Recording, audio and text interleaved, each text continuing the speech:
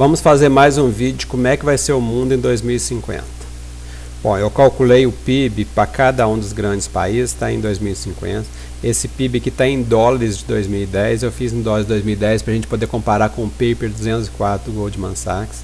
Esses números aqui estão deflacionados pelo CPI, Consumer Price Index, é o índice de preço do consumidor dos Estados Unidos, tá? E calculei também para o G6, ó. Então a gente pode ver que a China vai estar muito grande, tá? A Índia acima dos Estados Unidos, o Brasil vai estar muito forte, tá? Mais da metade dos Estados Unidos, a Rússia. Depois aqui a gente vê o resto do G6, ó. Então os Estados Unidos, que hoje é rico, tá? E os outros ricos, o Japão, a Alemanha, a França, Reino Unido e Itália. Então os países ricos hoje, eles vão ter muito menos influência no mundo do que os BRICS. Essa que é a teoria do Goldman Sachs e é isso que a gente está vendo acontecer. Mas existem críticas, vamos lá. Por último, uma crítica bastante comum a essas previsões 100 trilionárias do Goldman Sachs e companhia é a óbvia percepção que, com o planeta com um PIB de 60 trilhões de hoje, a natureza já não aguenta. Bom, isso é ele que está falando que não está aguentando, porque para mim não está aguentando muito bem. Com as commodities em preços recordes. Imagina um cenário com 3 países sozinhos com 3 vezes esse PIB, fora os outros. Seguramente esses números em dólares de 2011 são impossíveis. Bom, eu tinha feito em dólares de 2010, tá? Em valores de 2050, talvez, mas 2010 nunca. Bom, então vamos, essa crítica dele aqui até que tem um pouco de fundamento, porque isso aqui é a visão que todo mundo tem, tá? Que a natureza não aguenta, mas a natureza aguenta sim. Por que que a natureza aguenta? A natureza aguenta porque quando falta um produto, há a elevação dos preços. Se eleva os preços, as pessoas diminuem o consumo.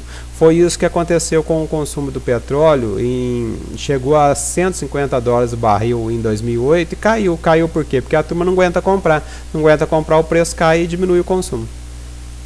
Então o mercado mesmo dá a solução. Mas o que é melhor, olha só, aqui nós temos commodities agropecuárias, tá, para o Brasil, as metálicas, Vale do Rio Doce, a minério de ferro, e as commodities energéticas agora com pré-sal. Isso aqui, gente, começou a subir em 2000, tá? Isso aqui está 100, dezembro de 2005. Mas a gente pode notar o seguinte, o petróleo subiu bastante e com a crise de 2008 ele caiu, tá, e ainda não se recuperou daquele auge. Já as commodities metálicas já subiram um pouco mais, tá vendo? Agora o que é melhor são as commodities agropecuárias. Melhor para a gente por quê? Porque o PIB do Brasil, a cadeia do agronegócio é 30% do PIB do Brasil. A cadeia do petróleo é apenas 10%. Isso aqui eu não sei quanto, deve ser um 7%, tá? Então para a gente o mais importante é o preço da agropecuária. Isso aqui para a gente que é importante. Isso aqui está subindo de forma muito mais consistente que as outras commodities, porque o mundo precisa alimentar essa multidão de gente que está ganhando poder de compra, comendo carne, tá? Então isso é o que ele vê como problema, que a natureza não vai aguentar, que para nós brasileiros vai ser uma beleza. Porque quanto mais escassos recursos naturais, como o Brasil é abundante em recursos naturais, nós vamos rachar de ganhar dinheiro. É isso que é o novo milagre econômico brasileiro que pouca gente consegue ver. Então a natureza vai aguentar por quê? Porque a China está exportando inflação, tá? Poucas pessoas veem isso, e o preço dos bens transacionáveis vai aumentar mais que o preço dos serviços. O que significa isso? Que aquele dólar de 2010 não é bem um dólar de 2010, é um dólar de 2010 para os Estados Unidos, tá? Então o dólar de 2010 vai valer a mesma coisa para os americanos, mas para nós que vivemos fora dos Estados Unidos vai valer muito menos. Eu vou explicar em detalhes o que significa isso. O problema é o seguinte, você pode medir a inflação do dólar de diversas maneiras. Aqui tem duas. Uma é medida pelo Consumer Price Index, o IPC dos americanos, tá? Que é essa linha preta. Ela é mais comedida. E tem um outro que é a medida do índice preço das exportações mundiais. O que significa isso? Significa que quando o preço, por exemplo, do petróleo sobe muito, como em 73 e 79, o índice dos bens transacionáveis das exportações aumenta muito mais do que o índice de preço ao consumidor dos Estados Unidos. Isso aqui aconteceu com os 2 choques do petróleo. Aí o povo que entrou e meteu juros altos. O mundo entrou em recessão. Foi aquela década perdida. Então aí o que aconteceu? O preço das mercadorias transacionáveis, tá? Subiu muito menos do que o índice de preço do consumidor e os Estados Unidos ganharam força. Esse fenômeno foi também ajudado pela China, que começou a produzir produtos baratos e com isso ela exportava deflação. Pouca gente conhece esse fenômeno, tá? Foi por isso que os Estados Unidos conseguiu manter os juros baixos durante tanto tempo e deu aquela bolha imobiliária lá, tá? foi porque a China estava exportando deflação e eles olhavam só o preço das mercadorias, eles tinham que olhar os preços ativos também e conter a bolha, não olhar. Mas no momento, gente, a coisa se inverteu, os salários na China começaram a subir, a China compra muita commodity, então a China está exportando agora é inflação para o mundo. Então a partir de 2002 esse processo se inverteu, então agora a inflação das exportações dos bens transacionáveis estão muito acima do índice de preço ao consumidor. E esse processo vai continuar.